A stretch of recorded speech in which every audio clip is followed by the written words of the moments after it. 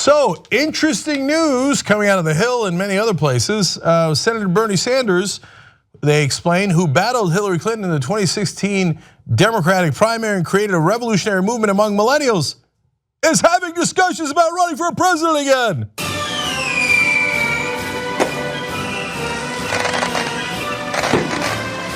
So let's give you more details. Jeff Weaver, former Bernie Sanders campaign manager, saying, quote, he's keeping the door open.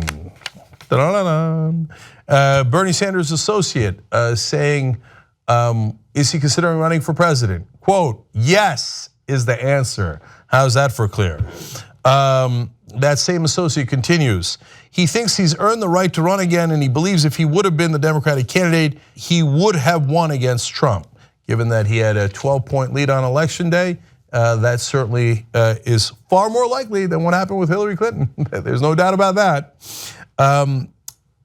One more quote from that same associate. The last thing he's going to do is step aside and let Joe Biden take it. So, of course, why should he? He's the most popular politician in the country.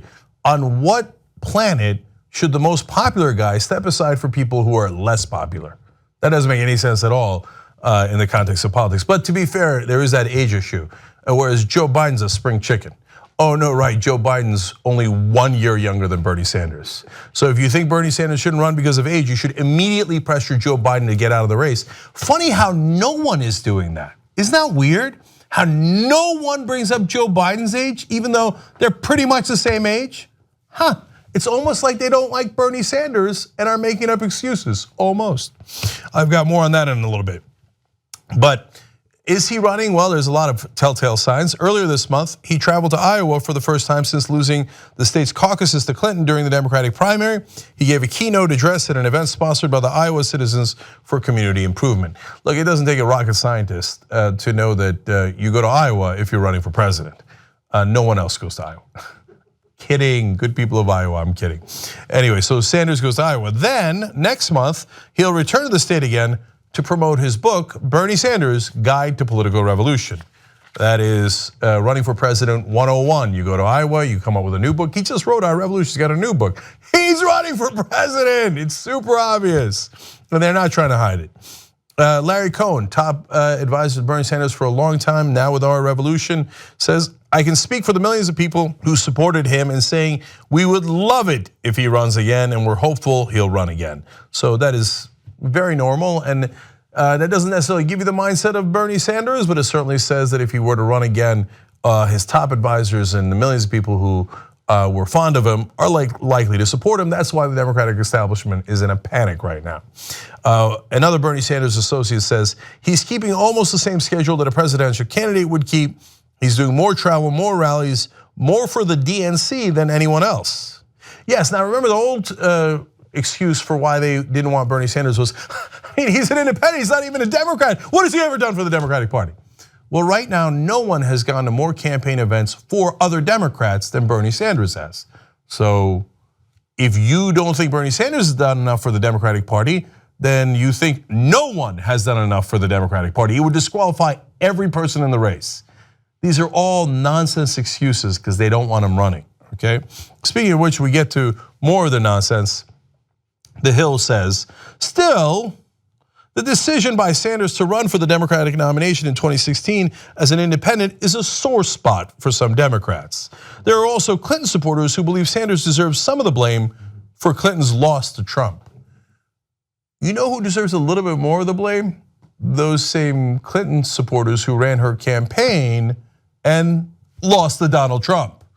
Remember, Bernie Sanders didn't run against Donald Trump, Hillary Clinton did. You know who deserves the blame? Hillary Clinton. Look, I wouldn't bring it up and rub it in. I mean, she's off in the woods. I don't care about her anymore. But all these guys put out anonymous hatchet pieces in the press about, Bernie Sanders, maybe he was the one at fault.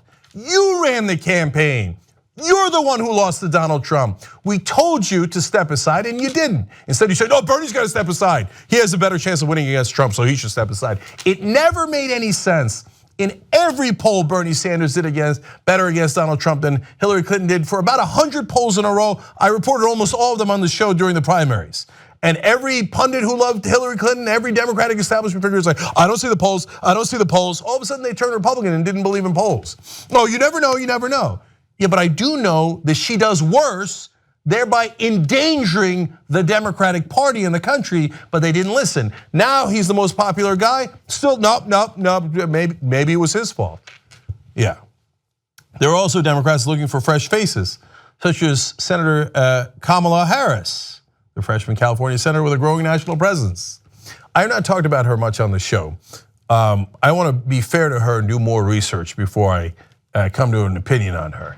But let's just say that internally here for a long time, I've been saying the establishment's got their candidate. It's Kamala Harris. Okay, so more on her later, but right now I don't have anything against her. We'll do some research, find out. But here's what I know. Most of the Democratic donors are like, yes, Kamala Harris.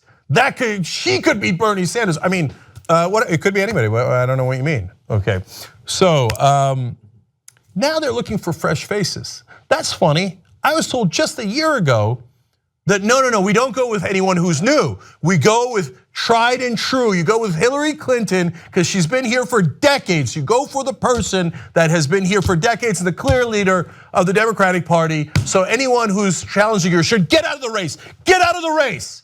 Now all of a sudden, we've got a leader of the Democratic Party and a leader in the polls countrywide. All of a sudden, everybody's looking for fresh faces. Hey, who wants to enter the primary? Everybody, we're looking for people to enter the primary.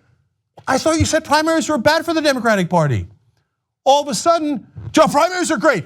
Anybody to beat Bernie Sanders. Please, let's primary the hell out of this guy. I thought you said it would hurt our candidate if we primaried people. Look at their rank hypocrisy.